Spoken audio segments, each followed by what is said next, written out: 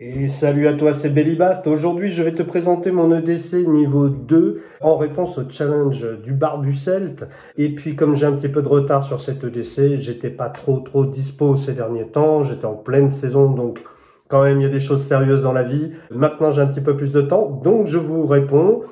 À toi, Barbu-Celt, mais aussi à toi qui nous a fait le petit challenge, s'il ne devait en rester qu'un. C'est toi, Couteau, que j'apprécie énormément, et notamment pour ta passion des opinels. Alors évidemment que je te présenterai pas l'opinel, j'ai ici même un autre couteau qui est pour moi le couteau ultime que je garderai. Je pourrais écarter tous les autres, je garderai que celui-là. Alors pour commencer, bien évidemment, tout cela se passera dans un petit sac que je veux modeste en termes de taille parce que effectivement j'aime bien voyager léger. Donc c'est un sac en cuir que je trouve classe. Voilà, très durable. Avec, vous voyez les beaux mousquetons qui vont bien. Donc ici c'est totalement interchangeable et effectivement un passe en ceinture. Donc voilà, ça lui permet d'être relativement versatile. Je vais le porter, comme toujours, ces petites sacoches, je vais la porter ici pour un usage pratique. J'aime beaucoup l'endroit où ça se pose. C'est confortable. Là, le cuir, la petite souplesse, mais pas trop. Il y a quand même de la rigidité, il ne va pas trop se déformer. Donc voilà, c'est du bon cuir véritable. Lien en description par rapport à la commande que j'ai faite. Donc ici vous avez la petite attache aimantée. Là vous avez la petite fermeture qui va bien pour aller chercher les papiers. J'ai mis que les papiers, donc je vais pas détailler évidemment. Ici j'ai mes papiers donc sur la poche arrière. Poche principale. Alors poche principale, les clés évidemment, donc ça va dépendre où je vais. Ici c'est les clés pour ma petite C-Max. Donc j'ai ici toujours, je l'ai déjà présenté, mais sur ce trousseau de clés, je vais avoir mon mini champ qui est très pratique parce qu'effectivement, il a un petit peu tous les petits outils dont on a besoin et notamment un stylo actionnable avec le levier ici. Voilà, donc le mini champ, c'est quand même la référence par rapport au couteau suisse que vous pourriez avoir sur votre chaîne. La petite lampe au light que je mettrai soit à mes clés, soit dans... Si je suis plus dans le mode boulot, dans ma sacoche Leatherman. Donc, cette petite lampe, elle est connue. Moi, je suis pas un spécialiste des lampes. Très honnêtement, j'ai acheté celle-là parce que je sais que c'est une très bonne marque, durable et qu'elle est rechargeable. Alors, pour ceux qui ne connaîtraient pas, il suffit de dévisser le cul et là, on a une petite charge USB. Donc, c'est pratique. Je trouve pas qu'elle a une durabilité d'autonomie folle, hein. Mais bon, ça dépanne, ça peut dépanner si le téléphone n'a plus de batterie ou autre. Donc voilà, bon, celle-là, je l'aurai toujours quelque part, accrocher un petit mousqueton. Voilà, ça c'est pour les clés. Ensuite, on enchaîne, j'ai évidemment, mais comme tout le monde, attention, hein, moi j'ai un niveau 2 très bateau, hein, rien de bien foufou, à part quelques surprises que vous verrez tout à l'heure. J'ai donc un casque iPhone, tout ce qu'il y a de plus simple, filaire, parce que je vous l'avais montré dans ma vidéo EDC niveau 1. J'ai du Bluetooth, mon petit casque Bluetooth dans la poche, mais j'aime bien avoir quand même au cas où mon casque filaire. Pas forcément pour écouter de la musique ou des vidéos peinards, mais parce que j'ai de très nombreuses réunions en vérité, en marge de mon travail d'apiculteur par rapport à mes responsabilités réseau. J'aime bien avoir un casque à portée de main. Ensuite, qu'est-ce qu'on a? Alors après, on va avoir des choses très bateau, comme par exemple ce qui concerne un petit peu l'aspect santé. Donc l'aspect santé en général, ou soins, j'ai 3 produits qui ne me quittent pratiquement jamais. Voilà. Donc ces 3 produits-là, c'est cortisone pour les poumons. Alors, vous allez me dire, oui, mais seuls les asthmatiques peuvent se le procurer. C'est mon cas. Il peut m'arriver de faire quelques crises d'asthme, mais très rarement. Donc j'ai la possibilité de me faire prescrire mais ça pourrait être de la ventoline, ça pourrait être... En tout cas, voilà, pour moi, c'est essentiel. Ça n'est pas le cas pour tout le monde. Ensuite, je déteste, il y a une chose que je déteste, avoir le nez bouché. J'ai le nez bouché en permanence. Alors, j'aime bien avoir un produit qui va me déboucher le nez. C'est vraiment très très con, mais c'est comme ça, c'est mon EDC, c'est très perso. Et ensuite, plus original et que je peux conseiller à tout le monde, de la teinture de propolis. Donc là, elle est faite maison. La propolis, c'est un produit, une résine qui est produite par les abeilles. C'est une résine qui a des vertus antiseptiques, antifongiques et qui, grâce à sa préparation avec de l'alcool, donc un alcool, là il s'agit de l'eau de vie maison aussi, dilué dans l'alcool, ça va vous faire une teinture que vous pourrez appliquer sur n'importe quelle brûlure, n'importe quelle plaie. C'est vraiment ultra efficace, je vous le conseille, ça a fait ses preuves. D'une utilisation, par contre, ça tâche, il faut faire très attention, mais par contre, ça reste longtemps et ça protège longtemps la plaie ou l'endroit en question, y compris pour des soucis au niveau buccal, voilà, n'importe quel petit bobo. En vérité, j'ai rien trouvé de mieux pour désinfecter, protéger, ça peut même calmer la douleur. Donc vraiment, la propolis, teinture de propolis, vous pouvez vous en procurer, ça existe en pharmacie. Sinon, allez sur le net à teinture de propolis, ça se trouve n'importe où.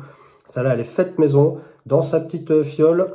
Pas besoin d'avoir des pansements ou des je ne sais quoi, un coton pour l'appliquer. Le doigt suffit et ensuite ça reste sur la plaie.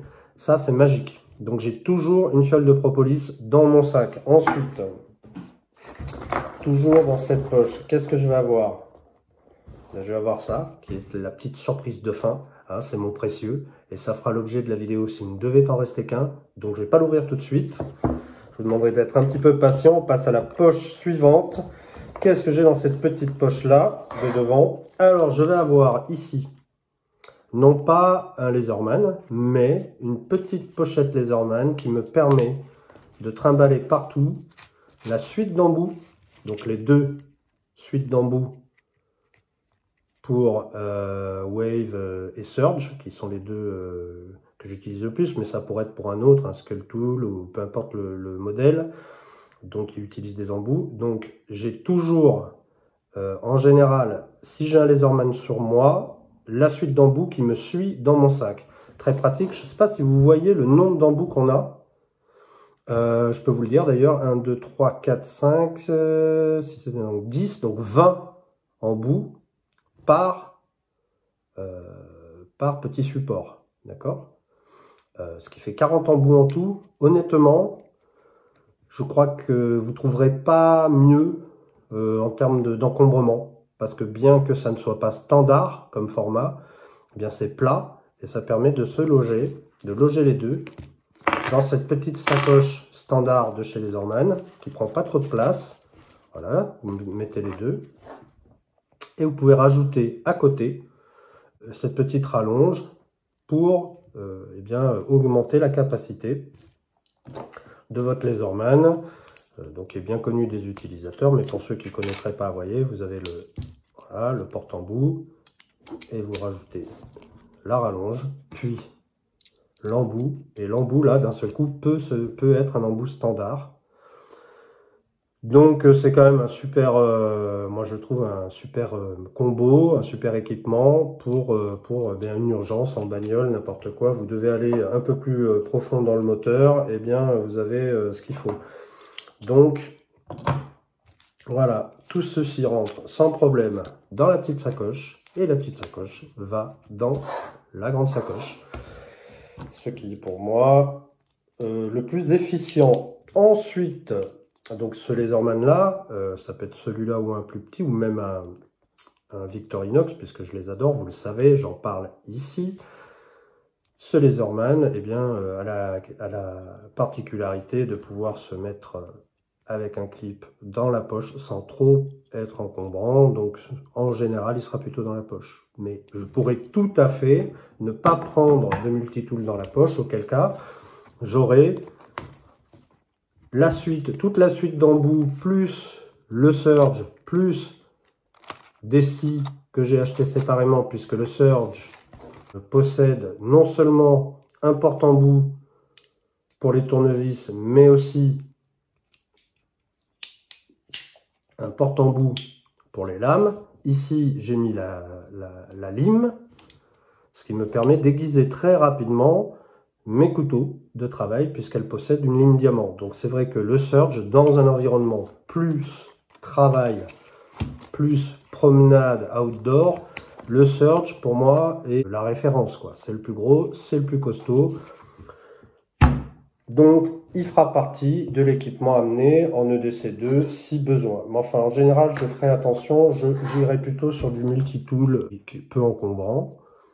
Et notamment le couteau suisse, évidemment. Et donc le couteau suisse que moi je trouve vraiment le meilleur en termes de ratio encombrement-fonctionnalité, dès lors que j'ai déjà une pince, eh bien ça sera évidemment le Ranger, qui est celui qui est juste un peu plus gros que le Huntsman, le grand classique.